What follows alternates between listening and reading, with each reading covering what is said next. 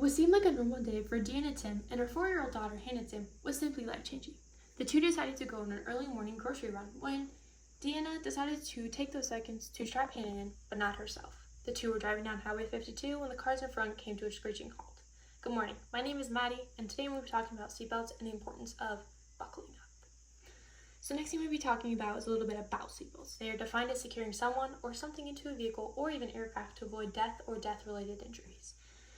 They are to be used over the shoulder and or over the belt, depending on what kind of seatbelt you use or where you're located in the vehicle. There are plenty of parts to a seatbelt. That includes the pillar, webbing, latch plate, buckle, and even the retractor. So a little bit about the history is George Cayley in 1885 was the first one who came up with the seatbelt idea that we now call a safety harness. It was to stop him from falling to death out of his glider. 1955, later, Hugh D. Haven, Roger Griswold patented the CIR Griswold restraint. This built the foundation for later Niles Bellin in 1958, who created the 3-point Y seatbelt.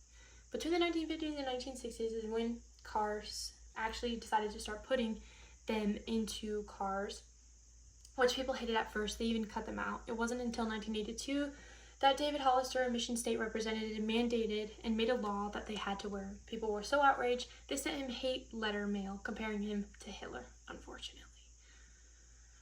A little bit about seatbelt designs is there's a lap belt, shoulder sash belt, and the 3-point Y that we now use for seatbelts that everybody knows about. A lap belt is most commonly used for airplanes and even old trucks in the middle seat.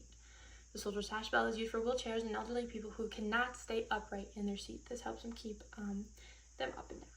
A little bit about benefits is there's 38,000 lives lost each year, nearly 15,000 lives were saved by simply buckling up. So the benefits of wearing them is insane.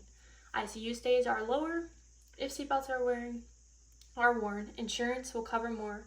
Keeps a person, object, or even animal into the car when during a collision. They work well with airbags and automatic locking retractors. A little bit about downsides is there are possible abdominal tears when enduring a collision. There's this thing called the seatbelt syndrome when there's red marks all over the body. And parents might be thinking that they might be doing their kid a service by buckling them in, which is right, but nearly 3 out of 4 baby car seats are installed correctly, so this actually causes more harm during a collision and the baby can get stuck. In rare instances, some people get stuck in vehicles that are in fires and drowning. So, are seatbelts worth the hassle? Using a seatbelt reduces car crash mortality rate by 50%. Therefore, they are pretty useful if you look at statistics. Seatbelts keep riders, drivers from being ejected in a collision, and although they might be life-saving invention, there are indeed potential risks for using them. I will now be turning this over for you guys to questions to ask me about the presentation.